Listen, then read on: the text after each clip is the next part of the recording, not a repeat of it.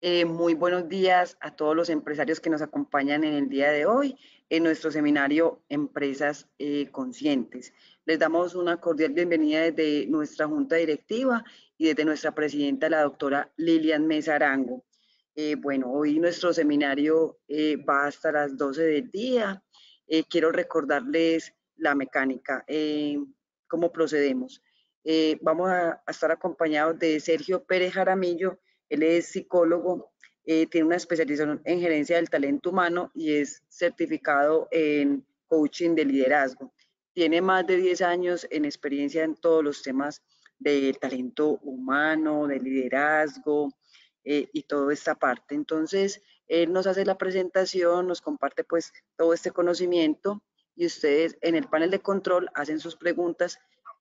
Al final vamos a dar lectura para que él nos aclare o nos dé, digamos, nos responda a las preguntas que ustedes tengan.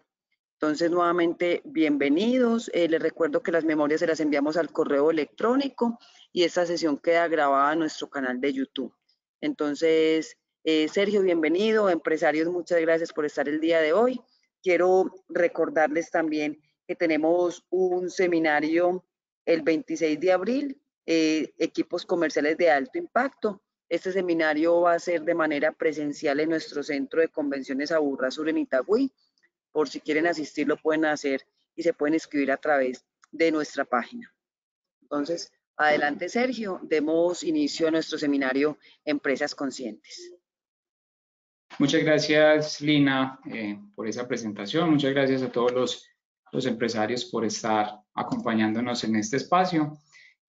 Como dice Lina, pues quiero pasar muy rápidamente reafirmando que tengo un estudio, un pregrado en psicología, tengo una especialización en gerencia del talento humano y también terminé una certificación en coaching de liderazgo. Esta certificación la hice con el CBC, Conscious Business Coaching. Es un instituto avalado y creado por Fred Kaufman. Si alguno de los que nos está escuchando conoce el material o conoce a Fred Kaufman, pues quiero decirles que la charla del día de hoy va a estar enfocada en esos contenidos que ha desarrollado este gran coach.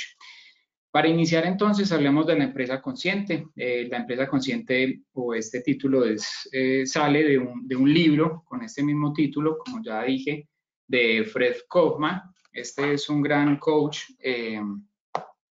y les recomiendo mucho este libro para que lo puedan buscar donde comprarlo en internet. Lo pueden encontrar como audiolibro, lo pueden encontrar como ebook o lo pueden encontrar como texto físico. ¿Qué es la empresa consciente? Entonces, para que entremos bien en materia sobre lo que vamos a conversar el día de hoy. Pues entonces, hagamos primero un contexto para que tengamos mucha claridad acerca de todo el contenido que vamos a desmenuzar en este espacio. Antes de empezar a hablar de la empresa consciente, lo primero que tenemos que hacer es definir qué es la conciencia, para que nos vamos empalmando y para que vamos atando todo uno de estos componentes.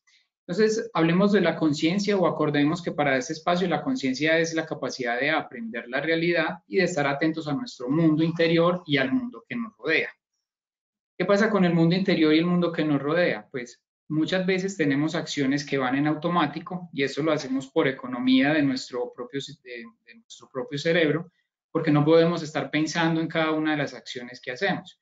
Por ejemplo, al cepillarnos los dientes, al conducir un vehículo, muchas veces lo hacemos de forma automática, o al abrir una puerta no podemos estar enviándole información desde nuestro cerebro para dar una instrucción clara de levantar la mano, coger la perilla, girar la perilla, abrir la puerta.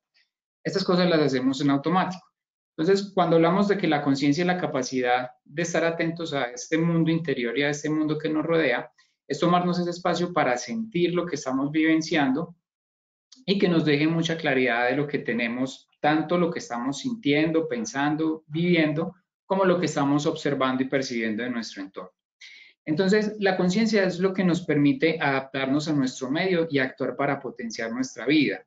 Todos los seres vivos poseen una conciencia, pero los seres humanos tenemos una cualidad singular, Y es que, a diferencia de las plantas y los demás animales, podemos pensar y actuar más allá de los impulsos instintivos y condicionamientos que nos pueda generar el entorno. Mejor dicho, podemos ser autónomos, o sea, podemos ser nosotros mismos y regirnos a nosotros mismos. Eso es lo que nos da la autonomía y lo que nos permite la conciencia. Pero la autonomía es una posibilidad, entonces no es un don, es una posibilidad que tenemos que desarrollar.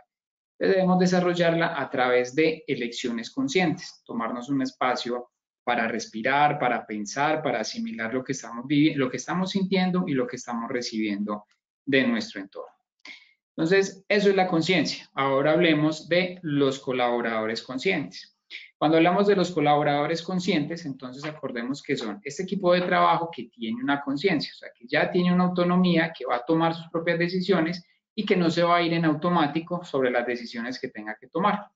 Entonces, los colaboradores conscientes asumen responsablemente su vida, no comprometen sus valores para lograr el éxito material y dicen su verdad y escuchan la verdad de los demás con honestidad y respeto. Entonces, estas son dos cualidades o dos características bastante representativas de los colaboradores conscientes, como también está esta tercera. Y es que los colaboradores conscientes buscan soluciones creativas a los desacuerdos y honran de manera impecable sus responsabilidades. Se conectan con sus emociones y las expresan productivamente. Cuando me conecto con mis emociones, que las voy a necesitar para sobrevivir y para adaptarme a este mundo, puedo expresarlas productivamente o de forma no productiva.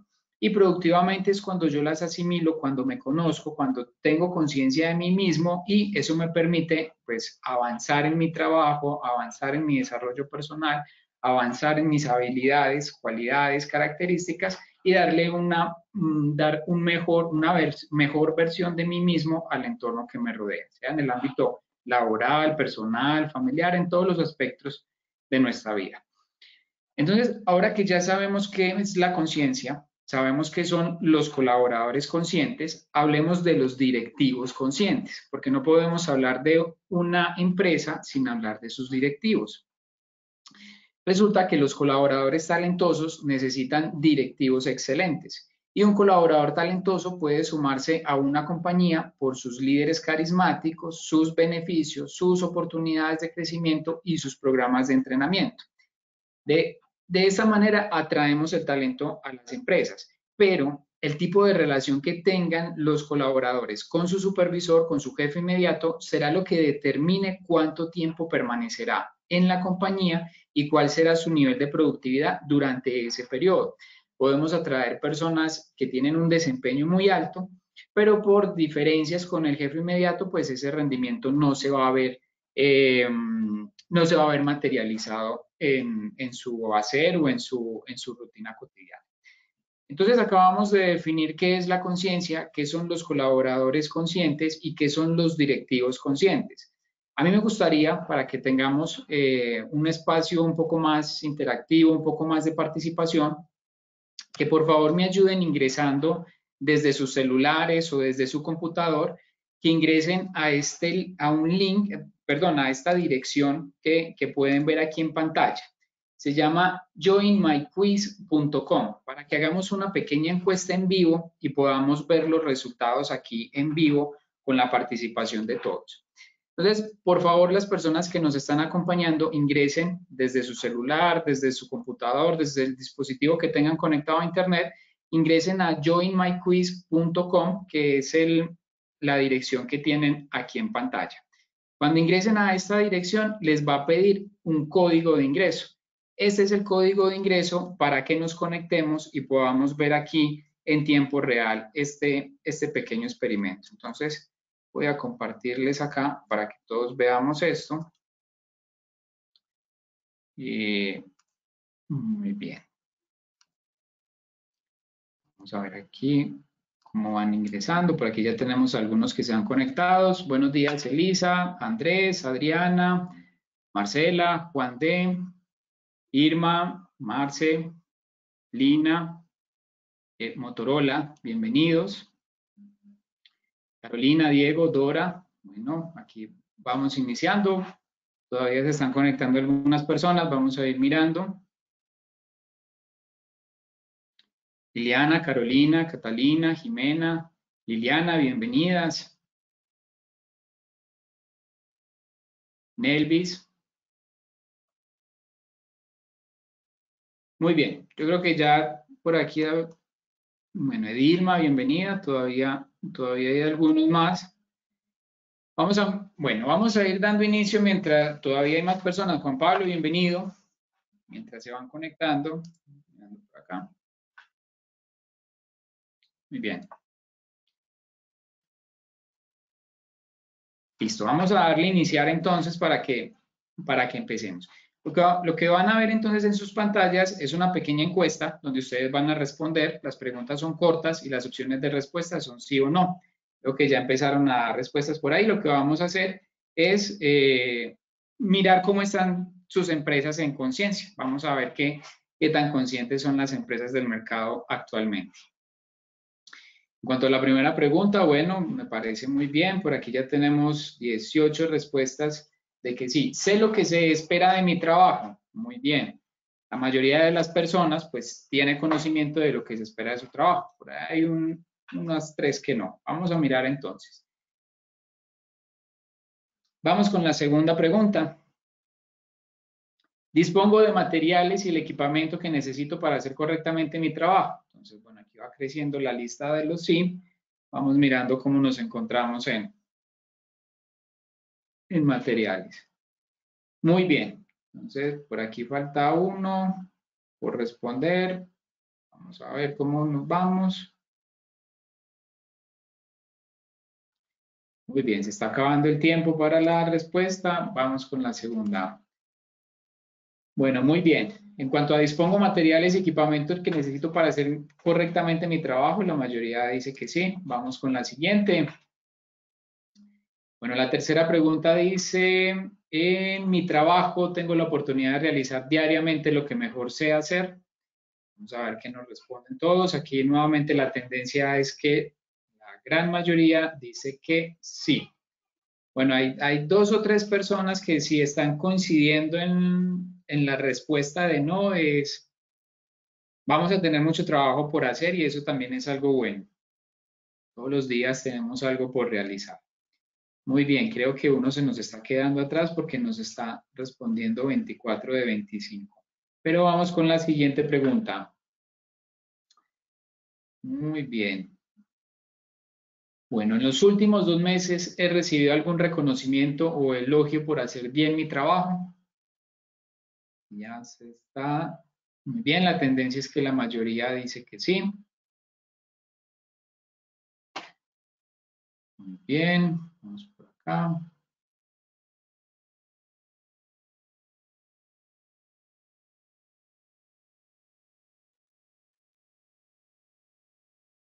Bueno, ¿qué está pasando? Que en cada pregunta se nos queda una respuesta menos. A ver, no abandonemos pues el cuestionario sin terminar. Vamos con la siguiente, vamos con 5. Tengo la sensación de que mi supervisor u otra persona de la empresa se interesan por mí como persona. Eso también es algo muy necesario en las empresas conscientes. Las empresas conscientes están constituidas por personas conscientes. Nuevamente vemos que la mayoría dice que sí. Tengo la sensación de que mi supervisor u otra persona de la empresa se interesan por mí como persona. Muy bien. Vamos con la siguiente.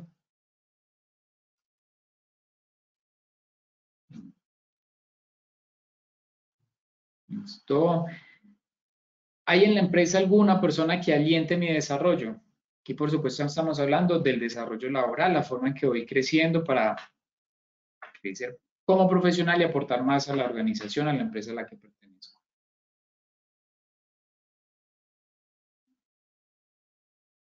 Muy bien, la mayoría dice que sí.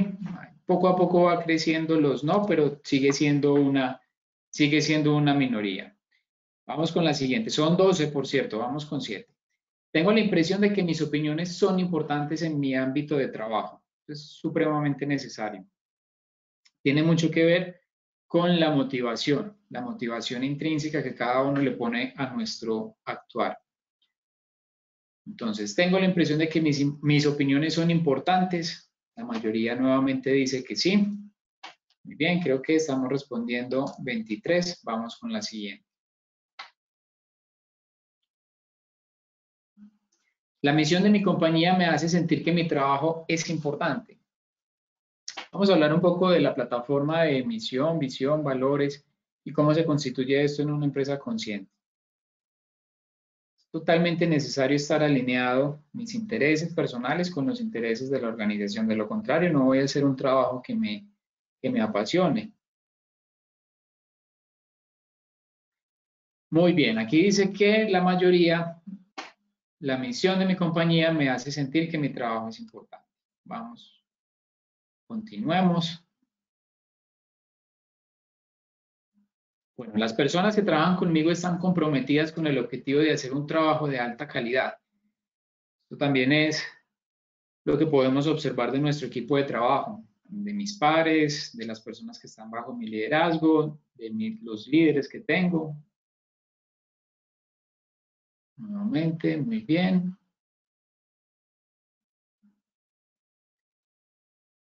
Ya nos queda por ahí como uno sin responder. Entonces, nuevamente, la mayoría dice que sí, ¿no? Esto nos va a quedar súper bien en resultados. Bueno, tengo un gran amigo en la empresa donde trabajo. Las empresas pasamos el mayor tiempo de nuestra vida, o sea, entre lo que tenemos para dormir, compartir en familia, nuestros hobbies, nuestros pasatiempos. Indiscutiblemente la empresa y nuestros trabajos absorben la mayor cantidad de tiempo de una semana. Entonces es totalmente natural, necesario y se da de maneras muy fáciles que siempre tengamos un mejor amigo en la compañía. Bueno, aquí tenemos nuevamente la tendencia de que sí. Bueno, vamos con la penúltima para ver qué nos dicen estos resultados. En los últimos 6 meses, alguna persona de la empresa me habló sobre mis progresos. Bueno, aquí nuevamente la tendencia es de que sí, pero ya vamos viendo que esta es la respuesta que tiene más no.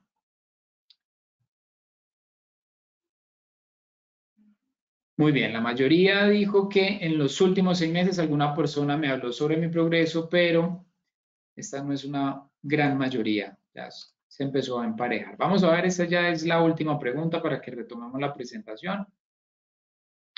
La empresa me brindó oportunidades de aprender y crecer durante el último año.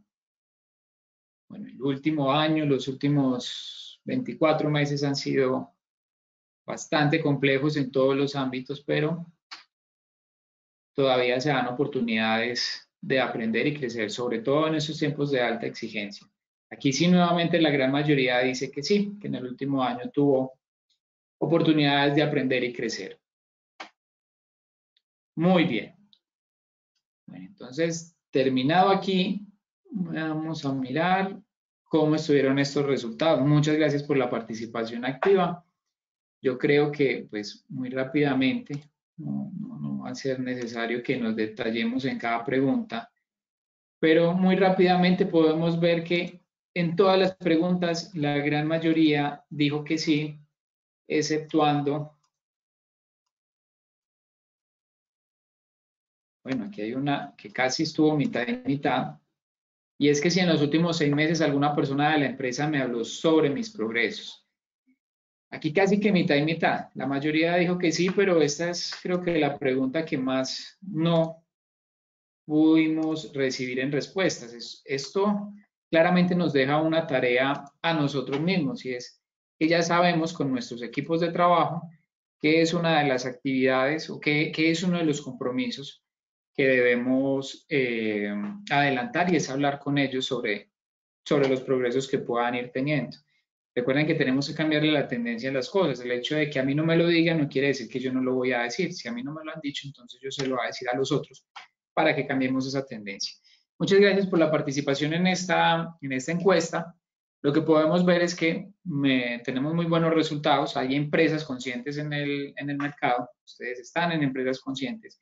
Y estábamos hablando entonces de que estos resultados que acabamos de ver, pues no solo son válidos para calificar el desempeño de determinados individuos y superiores inmediatos, sino que comprenden a todos los niveles de la jerarquía organizacional.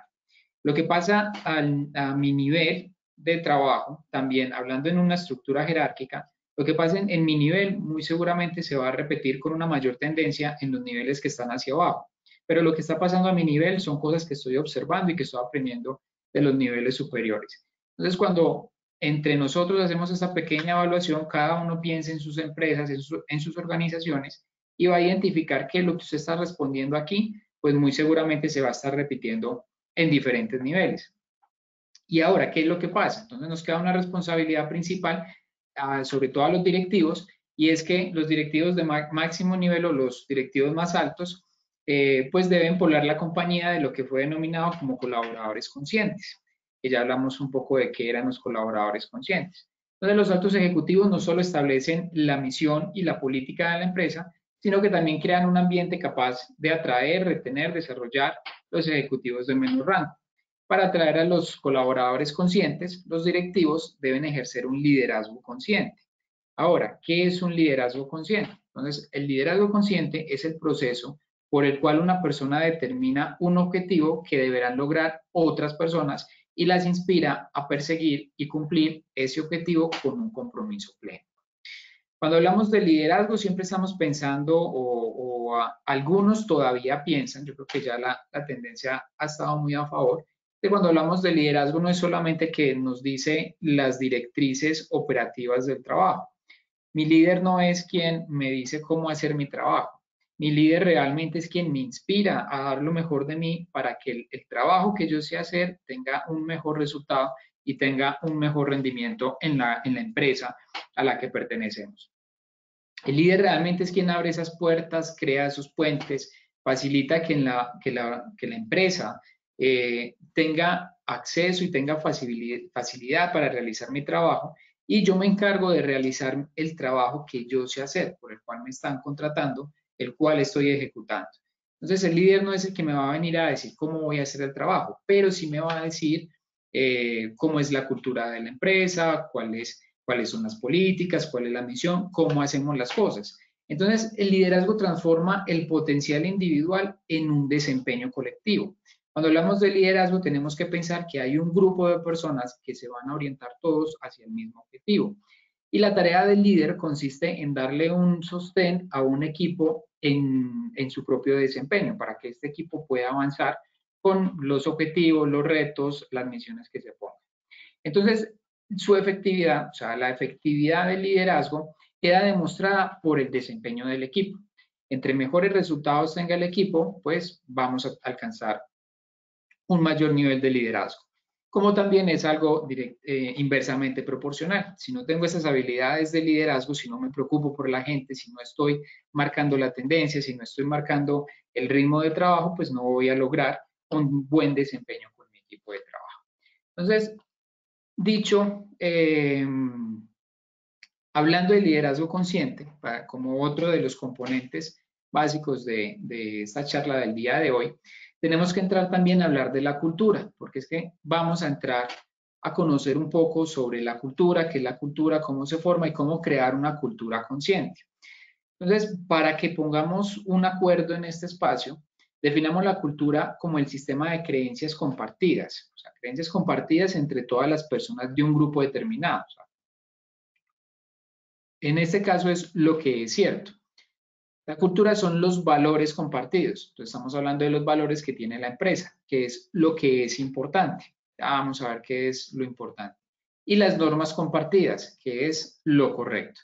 Entonces cuando hablamos del sistema de creencias compartidas, básicamente es cómo hacemos las cosas, que realmente eso es lo que hacemos. Los valores compartidos es lo que es importante. Y muchas personas todavía piensan que tener una misión, una visión, o bueno, ahora se llaman una mega, un propósito, unos valores, pues que es para ponerlos bien bonitos y pegarlos en la página web y que todo el mundo vea cuáles son nuestros valores. Pero los valores o el papel fundamental de los valores en la organización es que los valores deben permear todas las decisiones que se tomen al interior de la compañía, desde el principal director, presidente, gerente, desde la primera cabeza de la organización hasta el último eslabón en la cadena jerárquica, todos deben conocer y compartir los valores y tomar decisiones alrededor de esos valores, o que todas sus decisiones estén permeadas por los valores. Entonces, cuando hablamos de la cultura, es el sistema de creencias, valores y normas compartidas que orientan a los integrantes sobre la manera como deben hacerse las cosas en la organización y las expectativas que necesitan para cumplir, para encajar en ella y sobre lo que pueden esperar y exigir de los demás. Entonces, cuando estamos hablando de la cultura, también dice mucho de que yo puedo exigir sobre el ejemplo que estoy dando. Ahora, ¿cuáles son los elementos de la cultura organizacional? Entonces, entre los elementos podemos encontrar los valores y las competencias, entonces es fundamental definir esos valores que realmente le aporten a mi propósito como empresa y esas competencias que necesito al interior de mi equipo de trabajo para realmente alcanzar ese propósito que nos hemos fijado. Entonces, ¿qué valores, qué valoras en tu comunidad? ¿Qué conocimientos y habilidades y destrezas estás fomentando o estás atrayendo en el mercado cuando hablamos de contratación de personal? La comunicación, como otro de los elementos de la cultura. Entonces, ¿cuán clara y efectiva es la comunicación que tengo al interior de mi empresa? La visión, hacia dónde nos dirigimos como empresa. El desarrollo profesional, y es qué herramientas brinda o qué herramientas está brindando la empresa para empoderar a los colaboradores. El liderazgo, es si fomentas la motivación y la creatividad de manera inclusiva. Y el clima laboral, qué aire se respira al interior de la empresa, que realmente sea un sitio agradable para desarrollar nuestra actividad. Entonces, la cultura impregna toda la organización y le permite poner en práctica la estrategia, lograr los objetivos y cumplir la misión. Es un imperativo que cualquier empresa, la cultura es tan esencial para la organización, incluso más que la misma tecnología, porque de nada nos sirve tener el software de la última tendencia del mercado si tenemos una cultura de no utilizar. Entonces, la cultura va a facilitar que todos los procesos, que la estrategia en general, todos los objetivos se puedan cumplir y es la manera en que vamos mostrándole a los colaboradores cómo hacerlo. Entonces, ¿para qué vamos redondeando el tema de la cultura? La cultura está compuesta por 4 pilares. Los pilares son el consenso, la intensidad, el contenido y la adaptabilidad. ¿Qué es el consenso? Es el grado de acuerdo entre los integrantes de una organización en cuanto a los valores, normas, políticas y demás. ¿Qué es la intensidad? Es la fuerza con la que los integrantes mantienen estos valores y estas normas. O sea, que lo que hemos definido como una norma realmente se esté cumpliendo. Ahora, ¿qué es el contenido? Son los comportamientos y las actitudes específicas definidos por las normas de conducta que tenemos en consenso. Entonces, las normas de la plataforma son la base de cada interacción entre los integrantes de la organización y las partes interesadas. También tenemos las normas de la estrategia, que son las que se centran en la atención de los colaboradores en las variables claves necesarias para ejecutar por completo la estrategia de la organización. Cuando hablamos entonces de contenido, debemos tener muy claras estas dos normas. Las normas de la plataforma, o sea, lo que acabamos de ver en cuanto a valores, políticas y demás, y las normas de la estrategia, que es donde se centra toda la atención para cumplir los indicadores, cumplir los objetivos y en general es el cumplimiento de la estrategia. Ahora, el último pilar, el cuarto pilar, es la adaptabilidad. Y la adaptabilidad es la facilidad con que las normas pueden cambiarse para mantener la viabilidad de la organización ante los cambios del entorno.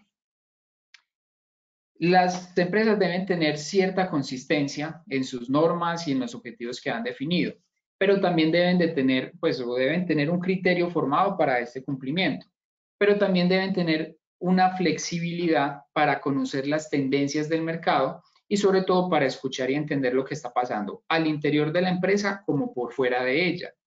Si mi empresa o lo que yo le estoy ofreciendo al mercado como empresa está cambiando y yo no me adapto a esto, simplemente me voy a quedar sin mercado. Tengo que saber hacia dónde están las tendencias para poder seguir ofreciendo una solución, para seguir ofreciendo un producto, seguir ofreciendo un servicio y poder tener unos clientes que puedan satisfacer esas necesidades que tengan.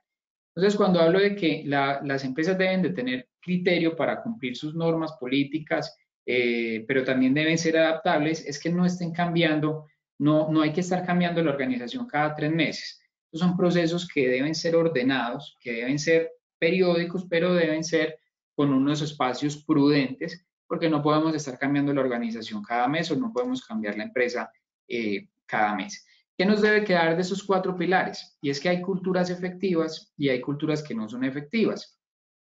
Pero para que una cultura sea efectiva necesita pues necesita los 4 pilares, pero necesita fundamentalmente unas buenas sintonías de consenso y de intensidad. ¿Por qué? Porque si la intensidad que dijimos que era la forma en que se respetaban o se cumplían las normas, si la intensidad es elevada, pero el consenso es bajo, la organización puede acabar dividiéndose en subprocesos y esos procesos se van a estar enfrentando entre ellos. Por ejemplo, por poner un ejemplo, que ventas esté peleando con producción, porque entonces ventas quiere seguir vendiendo más y producción no está dando abasto, entonces hay unas dificultades ahí que no se van a solucionar fácilmente. Si el consenso es elevado, pero la intensidad es baja, la organización se va a dejar arrastrar por la mediocridad.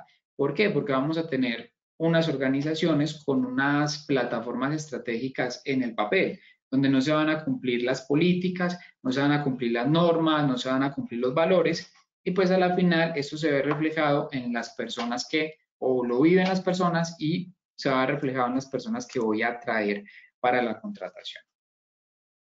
Entonces, cerrando el tema de cultura, hablemos de actitudes inconscientes. Recuerden que estamos hablando de la empresa consciente y tenemos que hacer como este desglose que venimos haciendo de qué es la conciencia, qué son los colaboradores conscientes, qué es el liderazgo consciente, cómo es una cultura al interior de la organización. Y ahorita miremos actitudes inconscientes. Seguramente ustedes a lo largo de su trayectoria laboral se han encontrado con más de una persona que tiene estas 3 actitudes: la culpa incondicional, el egoísmo y la arrogancia. Entonces, ¿qué pasa si la cultura no es la que necesito? ¿O qué pasa si tengo actitudes inconscientes? Pues voy a encontrar cosas como la culpa. Y es que es una tendencia a explicar todas las dificultades exclusivamente como una consecuencia de fuerzas que están más allá de nuestra propia influencia. Entonces, las ventas no van bien por el clima, por los impuestos, por el gobierno, o sea, estas personas que tienen esa culpa incondicional nunca van a afrontar sus responsabilidades de tal manera que puedan lograr cumplirlas. Siempre van a estar mostrando excusas por lo cual no alcanzaron los objetivos y estas excusas siempre van a ser externas a lo que realmente puedan ejecutar. Entonces el clima va a ser sol o va a llover, sí o sí, igual hay que tener una estrategia de cumplimiento. O sea, no me puedo quedar pensando en el clima o cómo el clima me está evitando cumplir mis objetivos porque simplemente no lo voy a poder intervenir. Tengo que generar estrategias a pesar del clima. Ahora, el egoísmo. ¿Qué es el egoísmo? Y es ese enfoque exclusivo en la gratificación del yo. O sea, entonces mis intereses, mis objetivos, mis propósitos van a estar muy por encima de los objetivos de la organización. Entonces no me voy a preocupar por el bienestar de la compañía, sino por mi propio bienestar. Entonces es un recorrido hacia la satisfacción inmediata, sin considerar las consecuencias de las acciones que puedo estar realizando, cuando pierdo el tiempo, cuando hago otras cosas, cuando no estoy realmente concentrado en las actividades que necesita mi organización. Y la arrogancia o la arrogancia de una persona es en su pretensión de que las cosas son tal como yo las veo. Entonces, todos están equivocados menos yo y no nos vamos a poner de acuerdo y hay que hacer las cosas como yo las diga y esto genera muchas dificultades en la forma en que nos ponemos de acuerdo para avanzar cuando tenemos que llegar a un consenso para tomar decisiones. Entonces, a pesar de las actitudes inconscientes, ¿cómo lograr todo esto? ¿Cómo lograr una empresa consciente? ¿Cómo lograr directivos conscientes? ¿Cómo lograr colaboradores conscientes? Pues todo esto lo podemos lograr a través de dos dos componentes fundamentales. Lo primero son 3 atributos de la personalidad. Entonces ya vamos a mirar cada uno de ellos, pero aquí podemos hablar de 3 atributos que son la responsabilidad, la integridad y la humildad. Ya vamos a mirar en detalle en qué consiste cada uno. Y también vamos a necesitar 3 habilidades interpersonales, o por lo menos esta es la manera consciente en que vamos a llevar esa conciencia, implementar esta cultura consciente en nuestra empresa. Esas 3 habilidades interpersonales son coordinación, negociación y comunicación. ¿Cómo voy a hacer que funcionen? ¿O cómo voy a integrar esos 3 atributos de la personalidad y esas 3 habilidades interpersonales? Esto lo puedo unir a través de la maestría emocional. Y la maestría emocional es esta 7ª cualidad que me permite hacer posible los 3 atributos de personalidad y las 3 habilidades interpersonales. Entonces, cuando hablamos de maestría emocional, cuando hablamos de esos atributos de la personalidad, cuando hablamos de habilidades interpersonales, pues realmente son conceptos muy sencillos de comprender que consiste en algo muy sencillo, pero que realmente es difícil ponerlo en práctica. Ya vamos a ver por qué. Es básicamente como hacer dieta o perder peso leyendo una dieta. Entonces, es muy fácil bajarle a las calorías, bajarle a los carbohidratos, bajarle el azúcar, pero a la hora de la verdad, pues es muy fácil leer esto, pero a la hora de la verdad, cuando tengo que tomar decisiones en el restaurante, a la hora de almorzar, si pido el postre, si no lo pido, es que hoy es de chocolate y es mi favorito, ahí es donde vemos que las cosas tan sencillas son muy difíciles de ponerlas en práctica. Entonces ya vamos a ver qué es lo que pasa alrededor de esto. Hablemos primero de esos 3 atributos de la personalidad. Entonces, como vimos, el primero de ellos es la responsabilidad. Y cuando hablemos de responsabilidad, pensemos en la capacidad de dar respuesta hacia los desafíos o hacia los retos que me presenta el entorno en general. También voy a hablar del precio del poder, que es asumir la responsabilidad, y de una cultura de responsabilidad. Entonces, empecemos con la capacidad de dar respuesta. ¿Qué es la capacidad de dar respuesta? Es la habilidad de responder ante una situación. Todos tenemos situaciones y es la forma en que los vamos a asumir. Si se trata de una oferta, pues ustedes pueden tener el responder decidiendo si comprar o no comprar. Si recibimos un reclamo, pues podemos elegir entre escuchar o discutir. Y cuando hablamos de responsabilidad, nos referimos a que las respuestas no están determinadas por circunstancias externas o por actitudes instintivas. ¿Y eso qué quiere decir? Pues que si bien los factores externos y los impulsos interiores influyen en nuestra conducta, pues siempre tenemos la posibilidad de elegir. Recuerden que en la calidad de seres humanos que somos, pues somos autónomos, que ya lo estábamos viendo ahorita cuando hablábamos de los colaboradores conscientes. Entonces, autónomos es que nosotros mismos nos podemos regir a nosotros o regirnos a nosotros mismos, y en tanto seamos más conscientes de nuestra autonomía, pues menos condicionadas van a ser nuestras respuestas. ¿Eso qué quiere decir? Que necesito estar con plena conciencia de las decisiones que estoy tomando para lograr esta habilidad de dar respuesta. Que el mercado es muy difícil, que los retos son muy altos, que los desafíos son muy complejos. Sí, por supuesto. Pero en la medida en que yo asumo esta responsabilidad, tengo esta habilidad de responder a eso, pues voy a tomar unas buenas decisiones que a la final no me van a garantizar el éxito de todo lo que haga, pero sí me va a permitir una vida más tranquila y unas decisiones que realmente van a ser más efectivas o más eficientes en cuanto a los recursos que necesito disponer para afrontar los retos y los desafíos. Cuando hablamos de la responsabilidad, digamos que la responsabilidad confiere poder de decisión y que permite que nos concentremos en los aspectos de una situación sobre los cuales podemos influir. Entonces, si hay situaciones que no se pueden influir, hay que buscar estrategias a pesar de esas situaciones para lograr cumplir con nuestros propósitos. Cuando jugamos a las cartas, por ejemplo, no podemos controlar las cartas que vamos a recibir, pero sí podemos controlar o sí podemos tomar decisiones sobre lo que vamos a hacer con esas cartas. Entonces, si el hablando de un juego de cartas, si reparten y no nos favorece las cartas que recibimos y pasamos todo el tiempo quejándonos y justificando, y es que voy a perder porque tengo una mala mano, porque tengo unas cartas que no me gustan, y pasamos tiempo justificándonos en eso, atribuyendo la mala suerte, atribuyendo el destino, pues entre más tiempo pasemos atribuyendo estas situaciones, pues lo más probable es que va a perder el juego y no voy a encontrar ninguna situación que pueda sacar adelante. Pero si comprendemos que podemos elegir nuestra manera de jugar con esas cartas, pues nuestra predisposición será distinta. Entonces, muy seguramente voy a encontrar la forma de, o voy a buscar el camino para ganar esa partida a pesar de las cartas que me tocaron.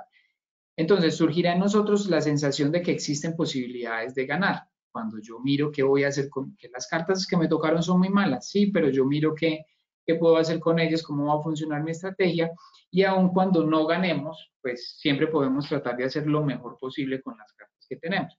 Por eso decimos que tomar las decisiones con responsabilidad no me va a garantizar siempre el éxito, pero sí me va a impulsar a hacer lo mejor que pueda, y como no voy a estar perdiendo tiempo en quejándome de la mala suerte, pues voy a pasar hacia algo que me venga mejor. Ahora, eso en cuanto a la capacidad de dar respuesta, ¿cierto? Aquí también dice que el precio del poder es asumir la responsabilidad. Y es que asumir una postura de protagonista, cuando hablamos de protagonista, es esta persona que está creando su futuro, que es una persona consciente, que toma decisiones conscientes, que se está preocupando por hacer las cosas de la mejor manera. Ese es el protagonista, el que no se está enfocando en las cosas malas, porque todos los días hay retos, adversidades, desafíos. El protagonista es el que responde a esos retos y esos desafíos y lo hace de manera consciente. Entonces, la postura del protagonista tiene un costo, y es aceptar la libertad supone dar razón a las propias decisiones. La libertad y la responsabilidad son dos lados de la misma moneda. Y si hiciéramos algo impulsados por una fuerza externa controladora, pues no tendríamos que explicar por qué lo hicimos. En realidad no habríamos sido nosotros, sino la fuerza externa quien en verdad lo hizo. Entonces, cuando hablamos de libertad y hablamos de tomar nuestras propias decisiones, tenemos en cuenta que esos atributos que estamos ejecutando nos van a permitir responder por los actos que tenemos. Entonces, ser libre, tener libertad, tomar las propias decisiones, tiene un costo, y es asumir esa responsabilidad de las decisiones que estamos tomando. Entonces, si somos dueños de nuestros propios actos, pues pueden preguntarnos cuáles son nuestros motivos y pedirnos que nos hagamos responsables de las consecuencias.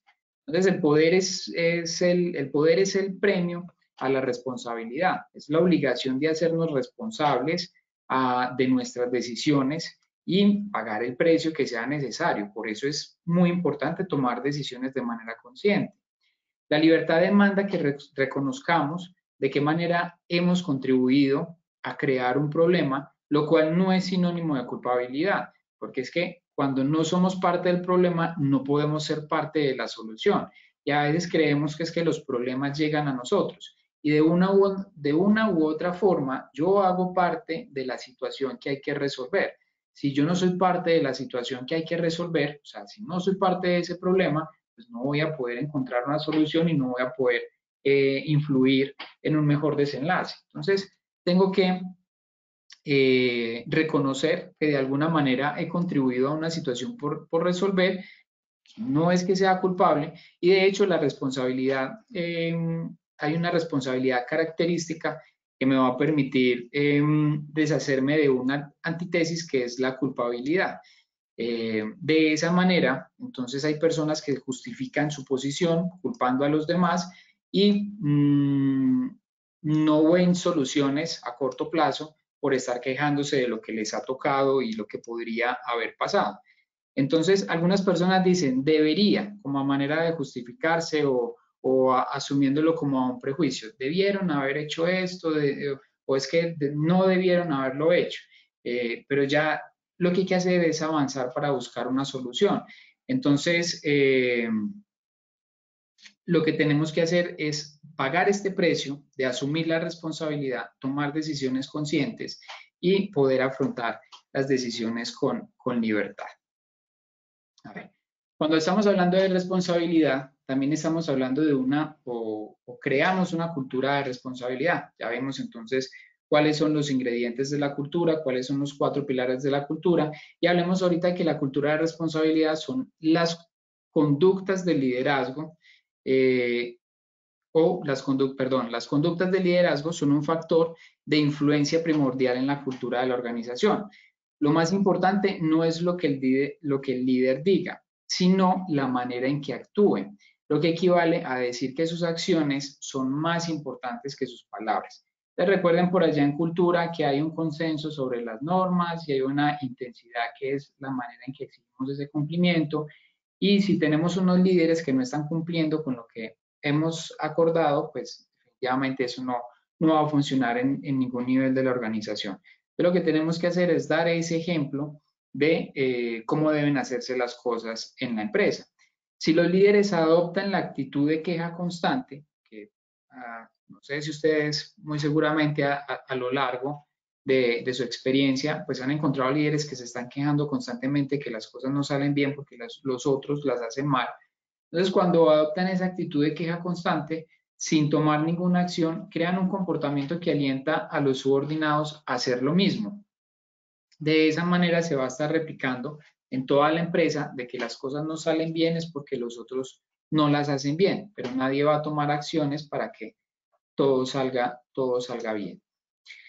Cuando hablamos entonces de la responsabilidad como un atributo de la personalidad, también estamos hablando de que hay una función más importante como líderes, y es que la responsabilidad que tenemos como líderes es alentar al equipo de trabajo a verse a sí mismo como miembros de un sistema mucho más amplio. O sea, no es solamente mi equipo de trabajo, sino que es toda la empresa, toda la organización. Y cuando estamos hablando de un sistema mucho más amplio, es encontrar una visión común, a sostener valores compartidos y a cooperar con nosotros en un entorno de apoyo y de respeto mutuo. De esta forma, pues podemos avanzar en lo que estamos estipulando como nuestros propósitos y nuestros objetivos. Solo un líder, cuando un líder es consciente, solo un líder consciente puede alentar el espíritu de la responsabilidad, o sea, generar esa responsabilidad al interior de todo el equipo y transmitirle esto a todos los colaboradores, primero de mi equipo de trabajo y paulatinamente ante todos los colaboradores de la empresa. Entonces, hasta aquí esta primera parte en 3 atributos de responsabilidad, perdón, 3 atributos de personalidad, y el primero de ellos es responsabilidad. El segundo de ellos es integridad, y cuando hablamos de integridad vamos a hablar de 3 situaciones puntuales. La integridad ante todo, pensar con grandeza y la experiencia de aprendizaje. Entonces, la integridad es cuando hablamos de la integridad ante todo, es que nuestra conducta es la manifestación de nuestros valores en la acción. Nuestra integridad depende de que los valores que se manifiesten en la acción sean coherentes con nuestros valores esenciales. Cuando eso ocurre, nos sentimos orgullosos. Por el contrario, cuando no es así, nos sentimos culpables. Podemos proclamar valores nobles, pero carecen de significado si no guían nuestra conducta. Les decía hace un instante, muchas empresas se dedican a escribir unos valores muy bonitos en la página web y cuando van a tomar decisiones sus directivos, los equipos de trabajo, no los tienen en cuenta. Y es que siempre que tomemos decisiones, esas decisiones deben estar permeadas por los valores como tal. Los debo tener muy presente para que se puedan tomar esas decisiones que realmente le están apuntando a la compañía, a la empresa que yo quiero mostrar en general. Entonces, muchas compañías involucradas en escándalos corporativos han tenido en su página web unos valores muy bonitos y bien definidos. Piensen en un escándalo que ustedes hayan leído por ahí en las noticias, algún tema de corrupción, algún tema de ocultar información, de engañar a los clientes. Cuando hay directivos en las organizaciones que generan que se propicien esos escándalos, pues simplemente son decisiones que no se han tomado permeadas por estos valores. Entonces, todas las empresas, todas generan unos códigos de ética, o estas empresas han generado unos códigos de ética que proclamaban y también mostraban de pronto principios morales muy altos, pero eso no impidió que los ejecutivos de esas empresas actuaran de manera poco ética. ¿Qué es lo que pasa? No hay conciencia de verdad cuando tenemos un sistema que está conectado a lo que nosotros queremos mostrar con las decisiones que estamos tomando. Entonces, cuando estamos participando por algo en un juego, en la empresa, en la vida cotidiana, cuando deseamos ganar a cualquier precio, antes de responder que sí, hay que considerar otra pregunta, y es, ¿qué haría si para ganar debo apelar a una conducta poco ética? Entonces, tal vez esto nos va a hacer dudar a la mayoría, y en general todos reconocemos la existencia de una línea divisoria que separa el bien del mal, pero una línea que no debemos cruzar. De todas formas, en medio de la acción, a menudo, pues, como que nos olvidamos de estas líneas que no debemos cruzar, y hay momentos de impulsividad, simplemente por el hecho de ganar, de cumplir con algo. Hay momentos de impulsividad inconsciente que nos traiciona. No podemos dejar que estas cosas pasen. Debemos tener muy claros nuestros valores y tomar decisiones desde nuestros valores. No podemos estar generando una cultura de ganar a cualquier precio. Entonces hay una preocupación suprema por el éxito de actuar sin escrúpulos, sin integridad, y en esos momentos pues nos enfrentamos exclusivamente a poner la integridad en primer lugar o subordinar la integridad y dejarla a un lado. Por eso es muy importante hablar de integridad y de integridad ante todo, porque eso me va a permitir blindar mi equipo de trabajo en las decisiones que estamos tomando, pues en las decisiones que tengamos que tomar en conjunto o de manera individual. Entonces, esto es cuando hablamos de integridad. Cuando estamos hablando de integridad también hay que pensar con grandeza. Y es que la mayoría de las personas creen que si cada uno de los elementos de un sistema realiza satisfactoriamente su función, el desempeño global del sistema será igualmente satisfactorio. Esto parece un trabalenguas, pero vamos a explicarlo en qué consiste, porque realmente no es así. Cuando pensamos en una empresa, pensemos en un sistema. Una empresa es un sistema como tal, pero este sistema está dividido en diferentes subsistemas. Está entonces el área financiera, el área jurídica, el área de talento humano, el área de producción, el área de mercadeo, el área de operaciones. Y cuando pensamos que si ponemos cada vez más eficientes cada uno de estos subsistemas, entonces el sistema en general, o sea, la empresa, entre más eficientes sean cada una de estas áreas, entre mayor sea su desempeño, pues entonces que la empresa va a tener un mayor desempeño. Y esto no es así. La inteligencia individual suele conducir a la estupidez colectiva. Ya les voy a mostrar por qué. Si optimizamos los subsistemas, suboptimizamos el sistema. Entonces, la teoría de esto es una teoría económica, de economía. La teoría de sistemas sostiene que para optimizar un sistema se deben suboptimizar los sistemas. Entonces, ¿cómo funciona esto? Pensemos en un partido de fútbol. Todos conocemos el fútbol, y el objetivo en el fútbol hay dos equipos en la cancha. El objetivo de cada uno de los equipos es ganar, ¿cierto? ¿Cómo se gana? El que más goles haga a su adversario. Entonces, para lograr el objetivo de cada equipo, se organiza a sí mismo en dos subequipos. Entonces, pensemos que cada equipo de fútbol tiene dos subequipos. Así como una empresa tiene diferentes áreas, el equipo de fútbol tiene dos subequipos que son la ofensiva y la defensiva, o sea, la defensa y el ataque. Los que van a evitar los goles del contrincante y los que van a ir a marcar los goles al contrincante. Entonces, el subobjetivo, porque ya tenemos un objetivo como equipo y es ganar. El subobjetivo de la ofensiva es hacer los goles, o sea, de la posición de ataque es ir a meter goles, ir a meter goles. Ese es el subobjetivo de este equipo. Y el subobjetivo de la defensa es impedir que el adversario haga los goles. Entonces, supongamos que tenemos un sistema de remuneración para estos dos subequipos. Entonces, los delanteros, los que están en la ofensiva, les vamos a dar una compensación adicional por los goles que hacen. Y la defensa les vamos a dar una bonificación por los goles que evitan. Entonces, si no me meten goles, pues va a ser mayor la recompensa para la defensa. Y entre más goles meta, pues va a ser mayor la recompensa para la ofensiva. Pensemos en un escenario donde en algún momento este equipo va a preferir, por lo menos el subsistema de la defensa, va a preferir perder 1-0 que ganar 5-4. ¿Por qué?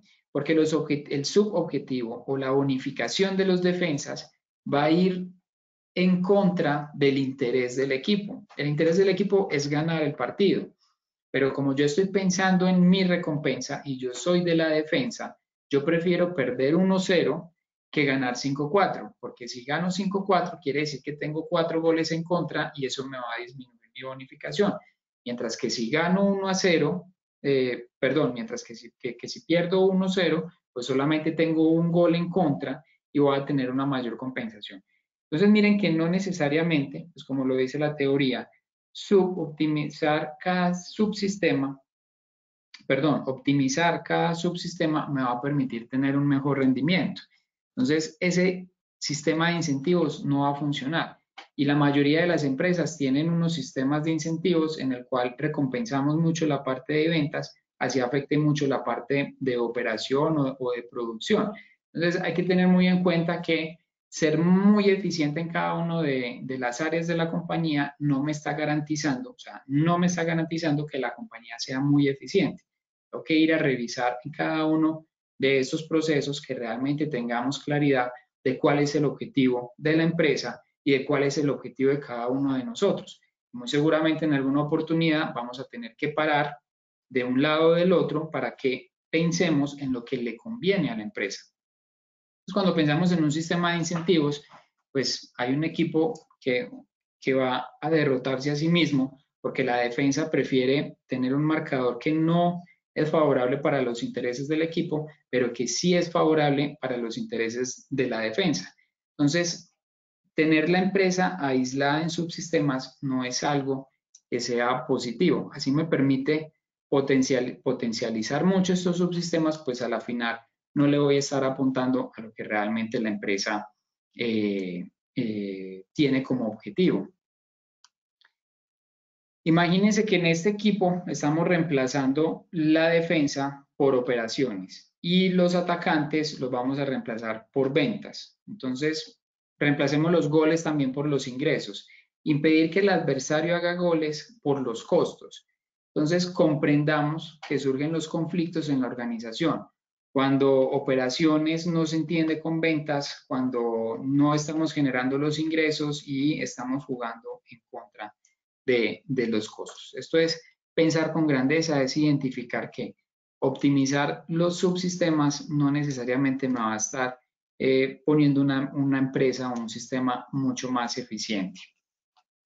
Ahora, también dentro de la integridad hay una experiencia de aprendizaje y los quiero invitar a que piensen en una situación de sus vidas en la que maduró drásticamente, o sea, una dificultad muy grande que les generó mucho conflicto, muchas situaciones difíciles en ese momento.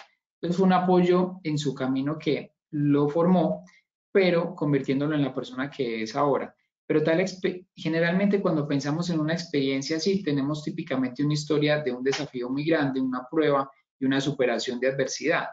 Entonces, recuerde ahora los momentos iniciales cuando tuvo esa dificultad. Piense en esa dificultad y recuerde cómo era afrontarlo, cómo era asumirlo, cuando comenzó ese desafío o esa dificultad, esa situación en general. ¿Cómo se sentía en ese momento y cómo se siente ahora? ¿Cómo se siente actualmente en presente? Entonces, generalmente cuando pensamos en una situación así, pues hay emociones como miedo, ansiedad, confusión, desilusión, pues estoy enfrentándome a algo para lo cual no tengo las herramientas, no lo sé hacer, no no lo voy a sacar adelante, ¿cierto? Es perfectamente lógico tener esos sentimientos o esas emociones, pero debemos enfrentarnos cara a cara con las dificultades de la vida y en esos momentos, pues, algunos de nosotros vamos a pensar, maldita sea, tener que enfrentarme a esto. Pero reflexionemos acerca del final, o sea, de dónde estamos hoy después de haber superado esa adversidad. Y es cuando superamos ese desafío, llega, cuando pasamos todas las dificultades, las adversidades, cómo nos sentimos. Entonces, la mayoría de nosotros va a mencionar de pronto sentimientos de gratitud, de paz, de satisfacción, de libertad, de orgullo. Y es que es interesante observar que entre más perturbados o más difícil veíamos el camino, pues nos vamos a sentir mejor al final, porque hemos logrado crecer, hemos logrado generar otras herramientas, otras estrategias, y eso es lo que nos ha generado esa experiencia de aprendizaje. Cuando tengamos una situación similar a futuro, pues no nos vamos a dejar llevar por la dificultad, vamos a tener ya otros recursos para solucionarlo y muy seguramente también lo vamos a compartir con nuestros equipos y las personas que nos rodean, la forma en que solucionamos esta situación.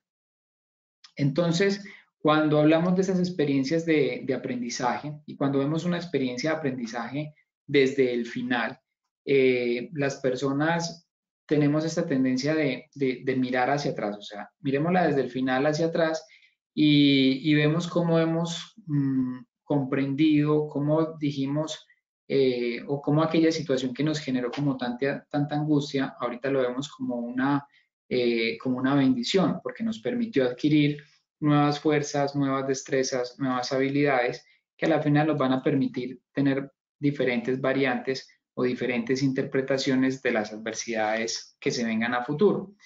Entonces, es una oportunidad para demostrar grandeza. Entonces, cuando hablamos de integridad, hablemos de las experiencias de aprendizaje y cuando hablo de demostrar grandeza es cómo hemos avanzado.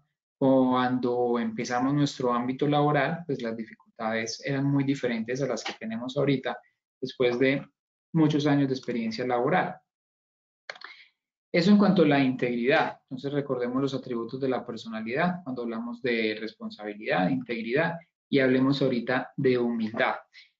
La humildad es un concepto que a muchas personas no nos gusta como lo vemos en la calle, porque dicen, hay que ser humilde y hay que hacer las cosas de esta manera y hay que aceptar las cosas y hay que... No, la humildad no es aceptar las cosas como vengan o mostrar las cosas de forma muy sencilla. La humildad tiene otra connotación, por lo menos en este espacio, hablemos de la humildad desde una perspectiva que me va a permitir estar en constante aprendizaje. Cuando hablo de humildad es que no tengo todo el conocimiento del mundo, pero tengo una actitud de que estoy en constante aprendizaje y en constante crecimiento. A eso me refiero con humildad en esta parte de la charla. Entonces, cuando hablamos de humildad, hay un ejercicio que me gusta mucho de Jean Piaget, que aquí lo nombramos como puedes verlo como yo. Y Jean Piaget era un psicólogo suizo que teorizó sobre el desarrollo cognitivo y realizó un experimento que fue muy revelador. Y es que se reunió con un conjunto de niños y les entregó a cada uno de ellos un bloque de manera que podían examinarlo. El bloque tenía un lado pintado de verde y otro lado pintado de rojo. Entonces, sentado cara a cara con el niño, Piaget sostenía el bloque entre los dos y veía el lado rojo y el niño veía el lado verde. Entonces, Piaget preguntaba al niño de qué color veía, la respuesta siempre era una respuesta correcta, el niño veía el lado verde, pero luego le hacía una pregunta muy aguda y es, ¿qué color crees que veo yo?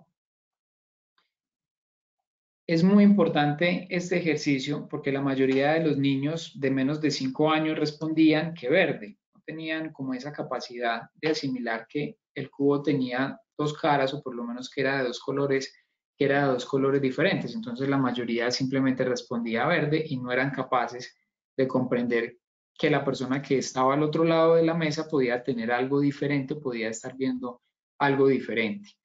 Entonces, los niños ya mayores, mucho mayores de 5 años, daban una respuesta correcta y es que comprendían que mientras ellos veían el lado verde, el investigador veía el lado rojo. Ya les quedaba más fácil asimilarlo porque ya conocían el cubo. Pero estos niños demostraron que habían desarrollado un sentido de perspectiva, o sea, como una habilidad de mirar desde el punto de vista del otro.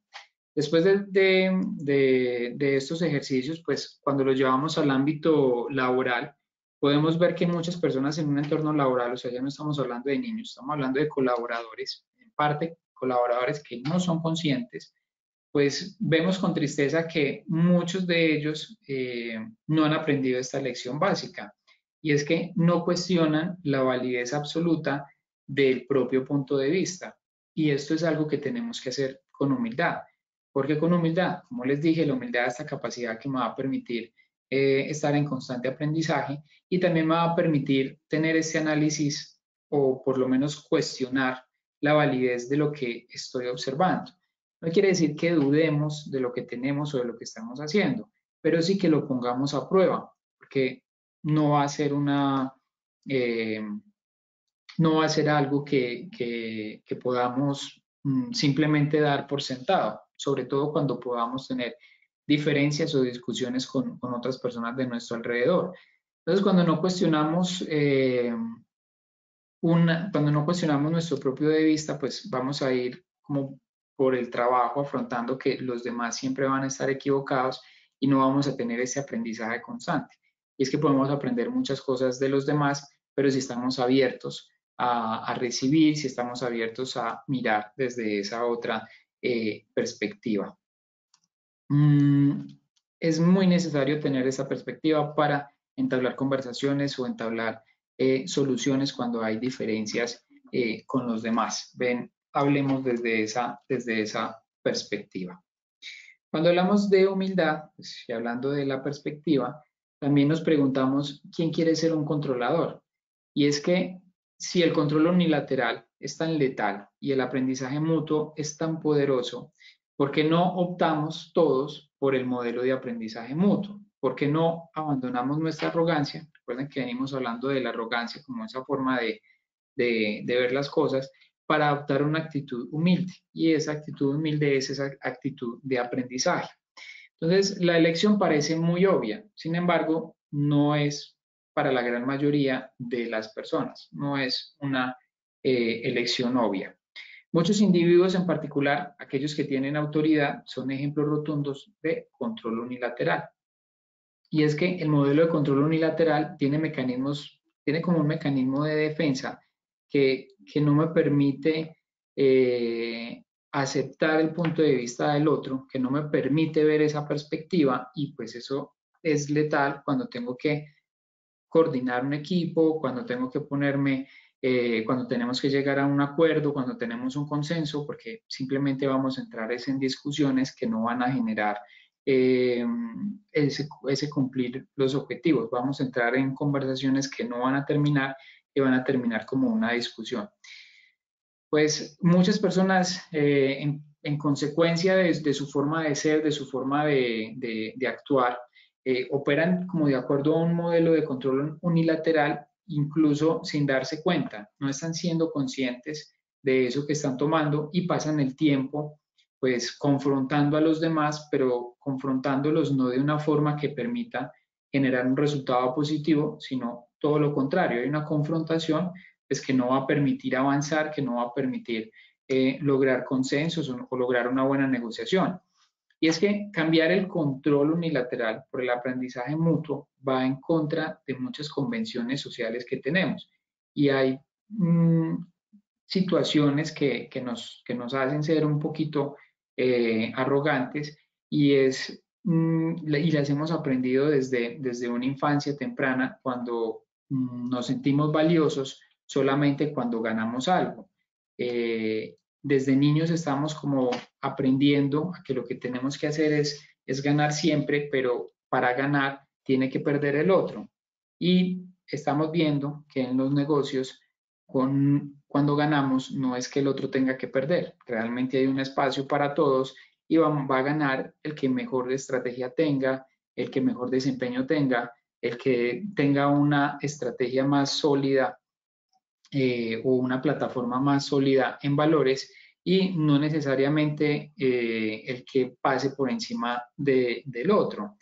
Entonces, no es sorprendente que nos aferremos a un modelo de control unilateral cuando evidentemente es ineficaz. Va a ser mucho más eficaz el aprendizaje continuo o el aprendizaje mutuo que nos permita crecer como empresa. Bueno, dentro de la humildad también tenemos algo que se denomina las opiniones efectivas. Y es que algunas personas creen que las observaciones son buenas y las opiniones son malas. Y no estamos como de acuerdo con esto. Las opiniones son esenciales para tomar decisiones y la diferencia reside en la manera en que se expresen las opiniones, que se pueden expresar de manera efectiva o de manera tóxica. Y las observaciones son simplemente verdaderas o falsas y podemos verificar si la observación cumple o no cumple con lo que estamos mencionando. Entonces, ¿qué necesitamos para tener opiniones efectivas? Entonces, la primera condición de una opinión efectiva es que ella me pertenece a mí o su opinión le pertenece a usted. Y debemos reconocer que su opinión no es la verdad, así como mi opinión no va a ser la verdad. Eso en cuanto a opiniones efectivas, ¿cierto? De este modo se genera un espacio para la coexistencia de múltiples perspectivas y para atenuar la actitud defensiva. Entonces, en lugar de la fábrica es ineficiente, puedo decir, creo que la fábrica no está operando de manera eficiente, porque es una opinión que me pertenece a mí. Si está, en lugar de decir usted está equivocado, puedo decir creo que usted está equivocado, porque es mi creencia. No estoy diciéndole que está equivocado por una verdad absoluta. Si en lugar de decir la reunión es aburrida, pues puedo decir esta reunión me aburre y puedo expresar los motivos por los cuales me aburre a mí. Muy seguramente hay otras personas que no lo van a ver de esa perspectiva y estamos perdiendo el tiempo, pues es algo que no deberíamos decir, sino que podemos decir, me parece que estamos perdiendo el tiempo, porque me parece que es a mí. Entonces, cuando vemos, como les decía, que las observaciones pueden ser verdades, pues pueden ser verdaderas o pueden ser falsas, pues tengo que entrar como mucho más en detalle. Por el contrario, las opiniones no pueden ser cotejadas en el mundo exterior. Puedo observar con mis ojos, o sea, puedo hacer observaciones de lo que yo estoy viendo, pero puedo estar viendo las cosas de otra manera. ¿Cómo me doy cuenta de esto? Pues el primer paso es llegar, no ir muy lejos. Sí, cuando tengo una situación que debo acordar con un equipo de trabajo.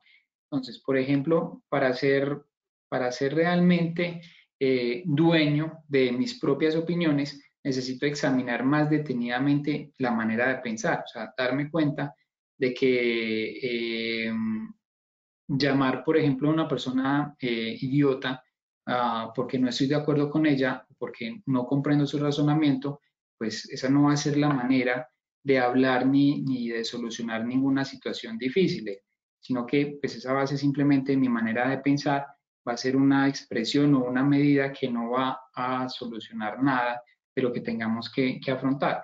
Entonces, cuando hablemos de las opiniones efectivas, lo que tenemos que hacer es como condición de una opinión efectiva es que se explique el razonamiento. Si se lo piden, debe ser capaz de ofrecer los hechos y los deseos que apoya su evaluación. Las opiniones surgen de la comparación entre las dos condiciones objetivas y los deseos subjetivos, o sea, lo que tenemos afuera y lo que tenemos dentro. Por ejemplo, si hoy llueve y usted tiene planeado salir a regar un cultivo, pensará que hoy es un día genial, pero pensará que es un día horrible si deseara tomar el sol, ¿sí? O si empieza a hacer un sol y no tiene la posibilidad de regar ese cultivo que no le va a favorecer. Y hay una tercera condición de una opinión efectiva y es que apunte a un cambio deseable en la tarea, o sea, realmente solucionar un problema y en la relación aumentar la cooperación y confianza. Entonces, en bienestar de esta participación y de esta cooperación, las opiniones efectivas disparan acciones de otro modo que no ocurrirían si me quedo netamente en las observaciones. Entonces, retomemos tres atributos de la personalidad, que son la responsabilidad, la integridad y la humildad, para que pasemos a tres habilidades interpersonales. No sé, a ver cómo vamos de tiempo. Yo creo que de tiempo vamos muy bien. Entonces, vamos redondeando con tres habilidades interpersonales. La primera habilidad interpersonal que tenemos es la comunicación. ¿Y qué tenemos con la comunicación? Pues hablemos un poco de los componentes de la comunicación como tal. A veces encontramos conversaciones difíciles, a veces es necesario que estimulemos a los otros para que digan su verdad, y también tenemos metodología de indagación productiva. Entonces, cuando hablamos de conversaciones difíciles, pensemos en que toda conversación tiene tres aspectos. El primer aspecto es el operacional, o sea, lo concerniente al trabajo. El segundo aspecto es lo relacional, que es lo que es concerniente o lo que atañe a las relaciones, o sea, nosotros. Y el tercer aspecto es el individual, que es lo que involucra al yo. Entonces, en el aspecto operacional de la conversación, atañe a la tarea que se está desarrollando. En este ejemplo, no, vamos a mirar el ejemplo final. La conversación más difícil implica, o las conversaciones más difíciles implican desacuerdos con respecto a lo que sucede, a lo que ha provocado que las cosas resultaran tal como son y motiven el motivo por el cual están ocurriendo. Lo que debería ocurrir a continuación y que sería necesario hacerlo para que de otra forma pueda ser posible. También surgen preguntas acerca de quién dijo tal cosa o quién hizo tal otra o por qué las personas dijeron o lo hicieron de tal cosa. Entonces, ¿quién actuó correctamente? ¿Quién actuó incorrectamente? ¿Quién debería ser elogiado? ¿Quién debería ser reprendido? Entonces, todo esto lo podemos encontrar en el aspecto operacional. O sea, todo lo que esté pasando alrededor de una tarea o de una situación que no salió de forma favorable. Cuando hablamos del aspecto relacional de la conversación, pues nos vamos a ir a los vínculos emocionales. O sea, este es el segundo aspecto. Entonces, cuando hablamos de los vínculos emocionales entre las personas que tengan una conversación difícil, vamos a encontrar que las conversaciones más difíciles implican duda acerca de la manera en que nos relacionamos. Entonces, las preguntas que surgen en esta conversación difícil desde el aspecto relacional es si tenemos un vínculo estrecho, si lo tenemos o no, si tenemos un propósito en común, si nos brindamos colaboración, si podemos sentir confianza mutua, si nos respetamos, si tenemos alguna traición o situación crítica pues que ponga en peligro nuestra relación o sobre las opiniones que puedas tener de mí. Esa es una pregunta que nos hacemos cuando hay dificultades o cuando hay conversaciones difíciles. Y en el aspecto individual de la conversación, pues nos trae la identidad y la autoestima de las personas, o sea, en este caso, de nosotros mismos. Y las conversaciones difíciles, en estas conversaciones difíciles, cuando están desde el aspecto individual, pues las personas creen que el sentido de la identidad y de la autoestima está en riesgo. O sea, sienten atacados y creen que puede haber una amenaza ahí latente directamente contra la persona. Entonces, las preguntas típicas de esas conversaciones son: ¿cómo me siento? ¿Qué significa esta situación para mí? ¿Mis sensaciones son pertinentes? ¿Qué es lo que esto revela sobre mi persona? ¿Debería decirlo? ¿Debería ocultarlo? ¿Debería, qué pensarán los otros de mí? De qué manera influirá eso en mi bienestar? Entonces, una conversación difícil es precisamente difícil porque nos sentimos amenazados en los tres aspectos o en alguno de ellos, que es el aspecto operacional, relacional y el individual. Y automáticamente reaccionamos con una actitud defensiva y eso nos deja en descubierto lo peor de nosotros, que es ese ego controlador, que sabe sin lugar a dudas qué es lo que realmente está ocurriendo y qué es lo que debe ocurrir. Recuerden que el ego a veces nos juega como esas malas pasadas de decir que tenemos una verdad absoluta y no nos va a permitir avanzar en una conversación.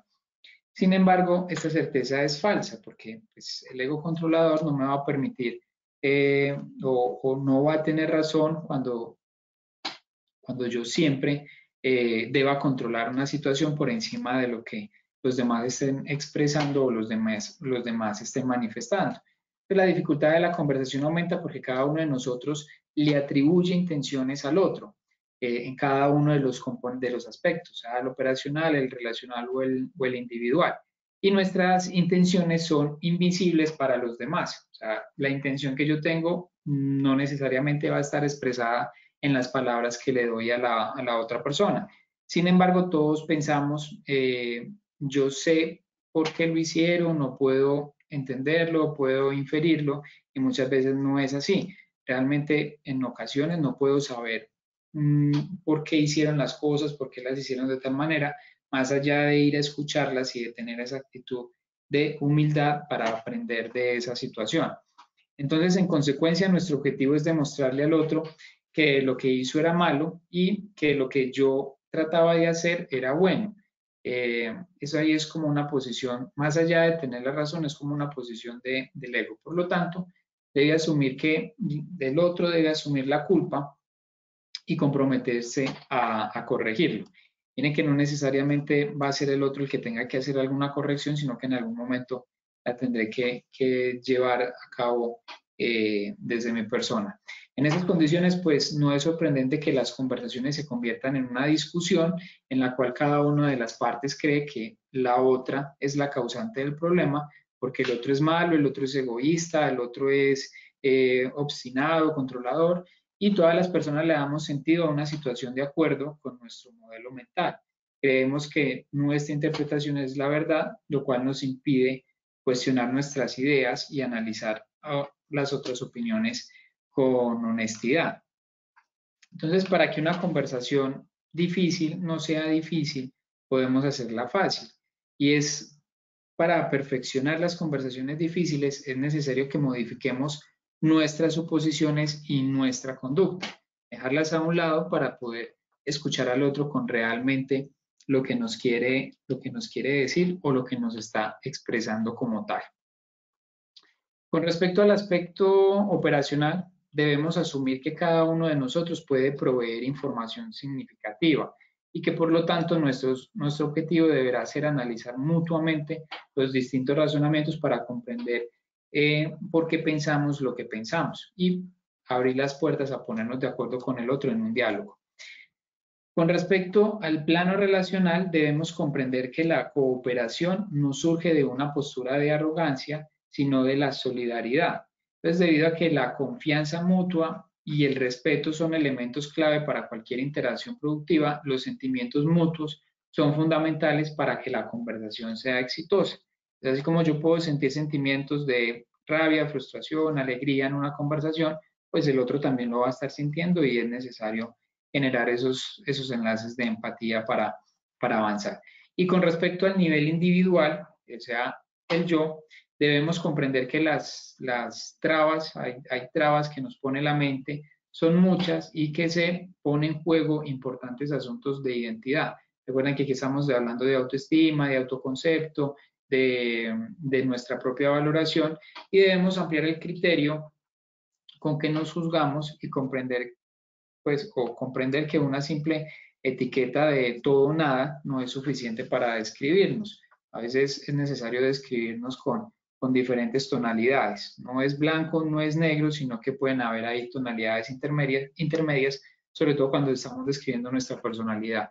Por tanto, el objetivo es actuar en lineamiento con nuestros valores y no pues con lo que nos esté ahí diciendo el ego. Para que evitemos también estas conversaciones difíciles, es necesario estimular a los otros para que digan su verdad. Y cuando ellos dicen su verdad, pues poderla tener aquí en tela de juicio, pero de una manera constructiva. Entonces pasamos mucho tiempo concentrados en la manera de expresarnos, que a menudo pasamos por alto lo que tal vez sea la parte más importante de cualquier conversación. Y la parte más importante de cualquier conversación es escuchar a la otra persona. Entonces pensamos que simplemente mantener nuestro punto de vista va a ser lo más importante y realmente no. Hay una indagación productiva, que es una manera de aprender acerca del razonamiento de los demás. Puede ayudarnos mucho a expresar lo que piensan y también el motivo por el cual sostienen su idea. En la manera en que comprendemos por qué el otro ha llegado a esas conclusiones, por qué ha tomado esas acciones, cuando le damos esa oportunidad de escucharlo y que nos muestre, pues podemos identificar si realmente ese era el camino que se debía tomar o podemos encontrar otros caminos y poderlos mostrar, pero sin llegar a una conversación difícil donde vamos a terminar con discusiones y no con acuerdos.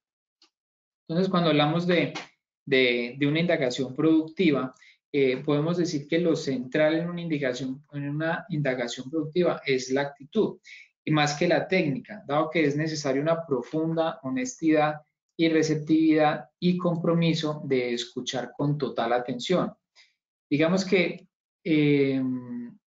cuando solamente hay un fuerte deseo de comprender a la otra persona, de descubrir su mundo con respeto, y se puede dar esta actitud, pues la capacidad de prestar atención es proporcional a la necesidad de tener la razón. O sea, si realmente voy a estar con el otro y lo más importante de la conversación es escuchar a la otra persona, pues necesito hacer este ejercicio.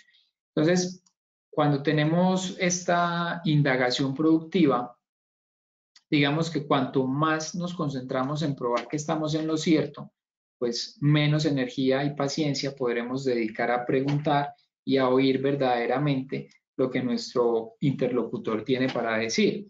Y cuanto menos la otra persona se sienta escuchada y apreciada, pues menor va a ser la voluntad de escucharnos y de comprometerse con una conversación productiva. Entonces, ¿cómo podemos llegar a una indagación productiva? ¿Cómo podemos lograrlo? Pues hay varios pasos. Aquí tenemos 6 recomendaciones para llegar a esta indagación productiva cuando lo necesitemos. Lo primero es adoptar una actitud abierta, y una actitud abierta es el pleno compromiso de involucrar el cuerpo, no simplemente a la mente. Y es que hay que mantener una postura relajada, hay que mantener los brazos abiertos, sueltos, mantener un contacto visual con la otra persona, no olvidar respirar mientras estamos hablando. Y esto es debido a que el lenguaje corporal es más importante cuando estamos escuchando, y es casi imposible que se conecte con un interlocutor si mientras escucha, pues no le vamos a estar, si mientras estamos escuchando vamos a tener la mirada sobre un libro, sobre el computador, sobre el celular, pues no vamos a conservar una actitud corporal comprometida y abierta para establecer esa relación que estamos buscando. Ahora, el segundo punto es mantener la calma, y mantener la calma es no interrumpir ni terminar las frases de la otra persona. Esa actitud demuestra, digamos, como una escasa atención, digamos que hay impaciencia y falta de respeto, y cuando escucho con interés y curiosidad, pues sin apresurar al que habla, para algunas personas esto es como una pérdida de tiempo, cuando estoy, bueno, rápido, que sigue, que sigue. Ahí lo que estoy haciendo es demostrando una posición arrogante que no va a permitir llegar como a ningún acuerdo, a ninguna solución, a ninguna medida. Y aun cuando la idea de los demás parezcan erradas, pues para crear un contexto constructivo es esencial permitir que las expresen libremente, que permitir que esa persona pueda manifestar.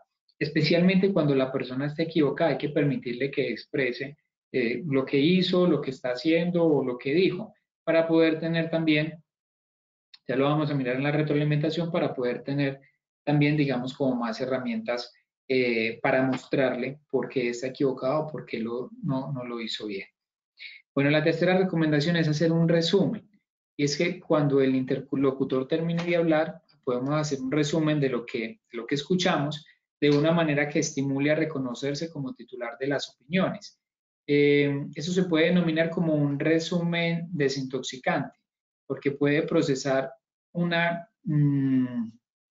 declaración para convertirla como en un enunciado productivo.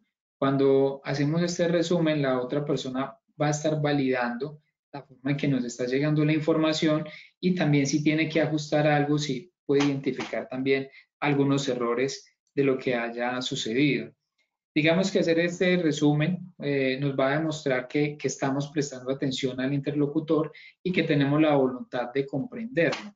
También proporciona una oportunidad para que esa persona exponga nuevamente sus opiniones si no se siente satisfecha con la manera en que lo hemos resumido. O sea, puede hacer alguna aclaración.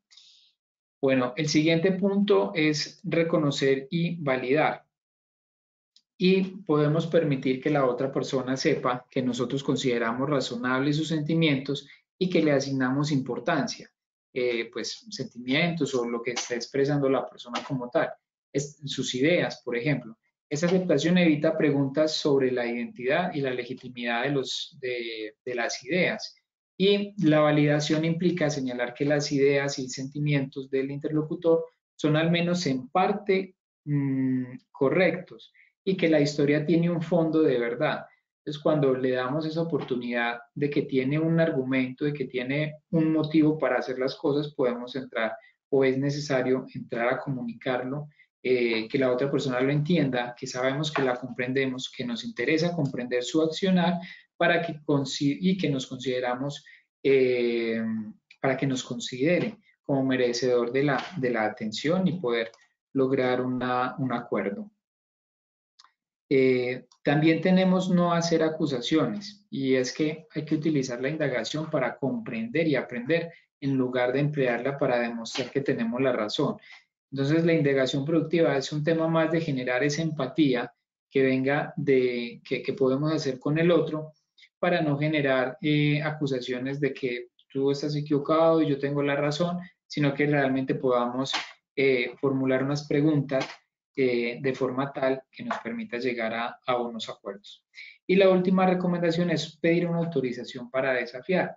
Y antes de dar contraargumentos al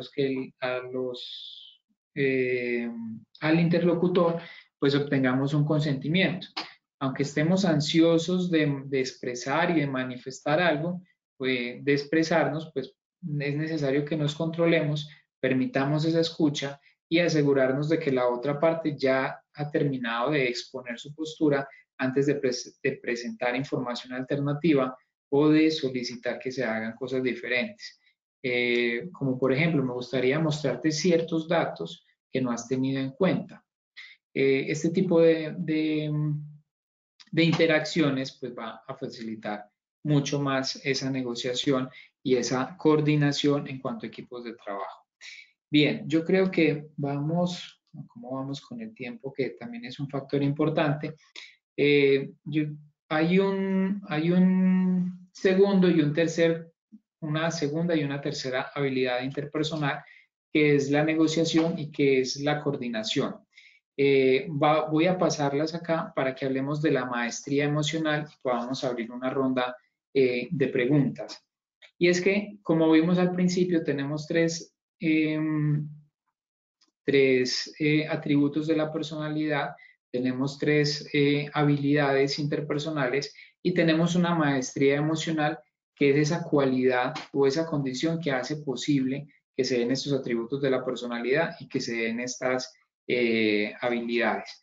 Entonces, la maestría emocional, ¿cómo la vamos a desarrollar? ¿Cómo vamos a tener equipos de trabajo conscientes o cómo vamos a tener equipos de trabajo que estén enfocados en desarrollar la maestría emocional? Pues lo primero es que debemos comprender qué son las emociones y cómo operan. Segundo, debemos considerar que las emociones son un arma de doble filo. ¿Por qué? Porque por una parte pueden descarrilar nuestros procesos mentales, pero por la otra parte, sin las emociones no hay motivos para pensar. Las emociones son absolutamente necesarias para la racionalidad. Y tercero, debemos encontrar modos de utilizar la poderosa información contenida en las emociones sin permitir que las emociones nos controlen. Eso es como leer una dieta y hacer la dieta. Es muy fácil leerlo, es difícil hacerlo, pero aquí hay unas herramientas para ponerlo en práctica. Por último, debemos desarrollar la ecuanimidad para permanecer centrados ante circunstancias difíciles. Al final de este proceso seremos capaces de conservar el equilibrio mientras otras personas menos conscientes se desintegran. La ecuanimidad es un estado de estabilidad y compostura psicológica que no se ve perturbado por la experiencia o por la exposición de emociones o por dolores u otros fenómenos que puedan causar la pérdida del equilibrio mental. Entonces, hay una ecuanimidad cuando, a pesar de la situación, logro mantener el control. Entonces, algunas personas creen que las emociones están en oposición al pensamiento racional, pero la evidencia científica sugiere que no, sugiere todo lo contrario. Necesitamos las emociones para tener nuestra parte racional. Y si bien las emociones, o sea, han escuchado ese término de yo soy muy emocional o yo soy muy racional para referirse a personas que se dejan llevar por las situaciones o personas que simplemente son frías. Realmente no puede, en nuestra mente no puede haber uno sin el otro. Entonces no es que seamos más o menos, sino que tenemos que llegar a esa maestría que nos permite tener ese equilibrio o ese balance entre nuestra parte emocional y nuestra parte racional. Son complementos, no son uno diferente del otro. Si bien las emociones pueden abrumar la razón, eso sí, pues en algunos momentos podemos desencajarnos y salirnos de nuestro ámbito normal, pues no es posible ser racional sin ser emocional. En la evolución de las personas y el desarrollo individual, las emociones preceden a los pensamientos. Entonces, nos va a facilitar mucho la manera de pensar el estado de ánimo que tenemos. Hay especialistas en neurobiología que señalan que la racionalidad depende de un sistema de regulaciones más profundo que consiste en gran medida en emociones y sentimientos. Entonces, en la manera en que vamos trabajando con estas emociones, trabajando con estos sentimientos, pues nuestro pensamiento también va a ir avanzando a favor de que sea más racional. La emoción puede desestabilizar la razón en ciertas circunstancias, pero sin ella el razonamiento es sencillamente imposible. Los modelos cognitivos tradicionales no comprenden que la disminución de la emoción puede ser una fuente igualmente importante de la conducta irracional. La manera en que bajamos estas emociones, en la manera en que reprimimos los sentimientos, también vamos a hacer eso con el pensamiento racional y convertirse en una conducta irracional. Quiero cerrar en esta parte de la maestría emocional porque si tenemos estas conductas irracionales, nos van a alejar de esa empresa consciente, de ser colaboradores conscientes, de ser líderes conscientes, de desarrollar una cultura y un liderazgo consciente en nuestra empresa. Y lo que estamos viendo es que cuando no tenemos esta conciencia al interior de la empresa, pues no nos vamos a facilitar la comunicación, el cumplimiento de objetivos, el cumplimiento de la estrategia en general. Por eso quiero cerrar diciendo que la empresa consciente es a la que más se le facilita cumplir la estrategia y tiene que ir muy apalancada de una cultura en la cual los líderes estén mostrando con el ejemplo cuáles son los consensos y qué es lo que estamos acordando en esta empresa, cómo hacemos las cosas y por qué es importante los valores para llegar a ellos. Muy bien, entonces esta es la presentación que tenemos para el día de hoy. Vamos a mirar por acá si han llegado algunas preguntas. Si alguien tiene alguna pregunta, este es el espacio para que la podamos responder. Sergio, muchas gracias. Lina, ¿cómo estás? ¿Cómo vamos? Excelente, excelente, excelente la presentación del día de hoy. Muy claro todos los conceptos. Invito a nuestros empresarios, si tienen alguna inquietud, alguna duda, para que la formulen en nuestro panel de preguntas. Bueno, les voy acá diciendo, bueno, doña Cristina Vázquez me está diciendo que si queda grabado. Sí, doña Cristina, el seminario queda grabado en nuestro canal de YouTube, lo pueden encontrar. Y también las memorias se las envío, no sé si pueda hoy en la tarde, pero a más tardar mañana se las estoy enviando a sus correos electrónicos para que tengan pues como todo este material y sigan pues muy activos y participantes en todos nuestros seminarios. Les recuerdo que nuestro próximo seminario Equipos Comerciales de Alto Impacto es presencial el martes 26 de abril a las 8 de la mañana en nuestro centro de convenciones Aburrá Sur. Entonces, bueno, por acá nos están dando las gracias, que Sergio, excelente la conferencia, nuestro seminario. Bueno, Muchas gracias. entonces, sí, démosles otro minutico por si hay alguna duda o si no vamos pues como por terminado nuestro seminario. Esperemos un minutico. Digamos que mientras que se motivan, si hay alguna inquietud, Sergio, te pregunto, ¿algún consejito especial, algo por decir para finalizar nuestro seminario? ¿Algún, no sé, un tips para nuestros empresarios? Por supuesto. Podemos mencionar varios puntos. El primero de ello para todos los empresarios que han estado con nosotros es trabajar fuertemente en la cultura. Como vimos, la cultura tiene 4 pilares que son el consenso, la intensidad, la flexibilidad y la adaptabilidad. Trabajar en ellos y darle esa importancia a la cultura que tiene en todos los grupos, sea empresa, sea diferentes ámbitos. Trabajar mucho en esos consensos. ¿Qué es lo que quiero darle a mis equipos de trabajo? ¿De qué forma les voy a mostrar esas exigencias y de qué forma les voy a demandar ese cumplimiento? Entonces, la cultura me facilita tener, digamos, como algunas garantías de que las personas van a estar actuando de forma correcta, van a estar actuando en pro de la empresa y en pro del cumplimiento de los objetivos que ustedes puedan tener en cada una de sus empresas. Perfecto, perfecto, Sergio. Bueno, entonces acá para dar lectura de dos preguntas que nos hacen los empresarios. Entonces la primera es de la señora Jimena Vargas. ¿Cómo podemos medir la cultura?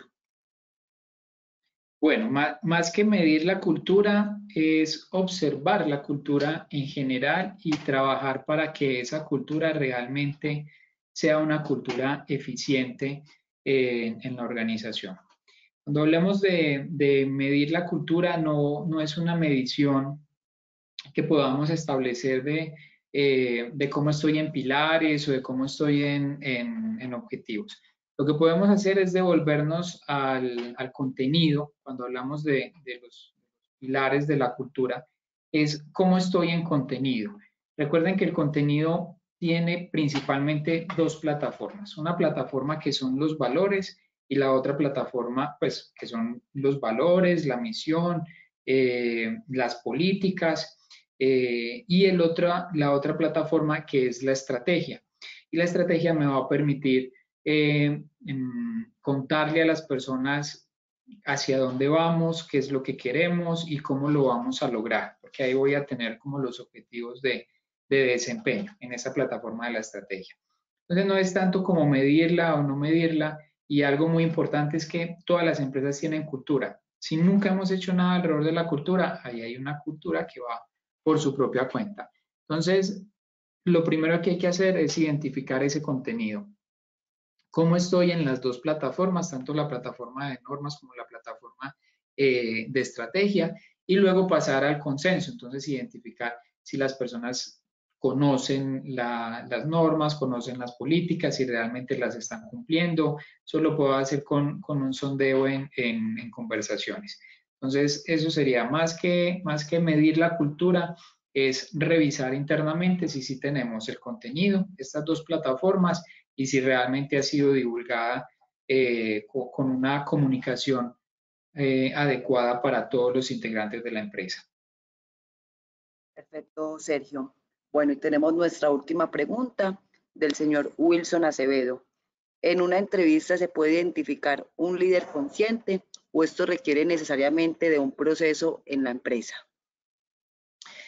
Sí, en una entrevista puedes encontrar muchos indicios y digamos que cuando hablamos de la empresa consciente, cuando estamos hablando de que para llegar a una empresa consciente necesitamos 3 atributos de personalidad y 3 habilidades interpersonales. Entonces, durante la entrevista puedes enfocarte en la responsabilidad. en el discurso de esta persona, si está hablando como un protagonista o está hablando como una víctima. ¿Cómo hablan los protagonistas? Los protagonistas son los que actuamos a pesar de las situaciones difíciles, a pesar de la adversidad y los que estamos enfocados en cumplir un objetivo. Que ese cumplimiento de objetivo no está por encima de todo, sino que ese cumplir el objetivo va a ir en compañía de los valores y de la esencia que somos. Entonces, podemos identificar a ese líder consciente por la forma en que habla, que realmente hable como un protagonista, que demuestre esa habilidad para responder ante las situaciones. Que en la parte de comunicación sea una persona empática, que esté en pro de escuchar y que esté en pro de aprender a través de la humildad. ¿Cómo más puedes identificar este líder consciente? Consultando pues, o preguntándole en esta entrevista acerca de los entrenamientos que ha tenido con sus equipos de trabajo. Cuando hablamos de entrenamientos, no es necesario solamente, no es necesario pensar en que yo entrené a mi equipo de trabajo porque me lo llevé para un lugar de convenciones y estuvimos encerrados un fin de semana aprendiendo habilidades de escucha. No, es de qué forma en el día a día le he ido mostrando a mi equipo de trabajo la forma en que hacemos las cosas, porque es importante, cuando he tenido cercanía con ese equipo de trabajo y he identificado su forma de ser, cuando le he reconocido cuando hace las cosas bien. Y algo muy importante de los líderes conscientes es que el líder consciente no es el que se enfoca en enseñarte a hacer la tarea. Hay personas que les da miedo tener en los equipos de trabajo personas que sepan más que el propio líder. Y yo creo que lo tienen que ver como una situación que es muy favorable para el equipo. Recuerden que el líder consciente es aquel que potencializa esas habilidades individuales para convertirlo en un rendimiento de equipo. Entonces, cuando yo tengo personas en mi equipo de trabajo que son expertos en hacer una tarea, yo no tengo que ir a enseñarle a hacer esas tareas y voy a dedicarme a acompañar a ese equipo para que realmente desarrolle su potencial. Entonces yo creo que son como algunos tips que puedes identificar en una entrevista y en esta entrevista tiene que estar muy enfocada en situaciones anecdóticas. Entonces, cuéntame cómo era la relación con tu equipo de trabajo, qué hiciste por tu equipo de trabajo, qué piensas de esta situación en particular. De esa forma, en una entrevista puedes identificar si es un líder consciente. Sergio, perfecto. Muchas gracias por esa excelente respuesta. Muchas gracias. Entonces acá nos despedimos de nuestros empresarios. Muchas gracias por acompañarnos hoy en este seminario. Estuvieron pues muy participativos con la actividad que hiciste al principio. De todas formas, cualquier duda, cualquier información adicional, tienen mi correo electrónico, mi número de teléfono. Estamos atentos desde la Cámara para resolver cualquier inquietud. Nuevamente, Sergio, muchas gracias. Les deseo una feliz tarde para todos. Feliz tarde, muchas gracias. Que se bien, hasta luego.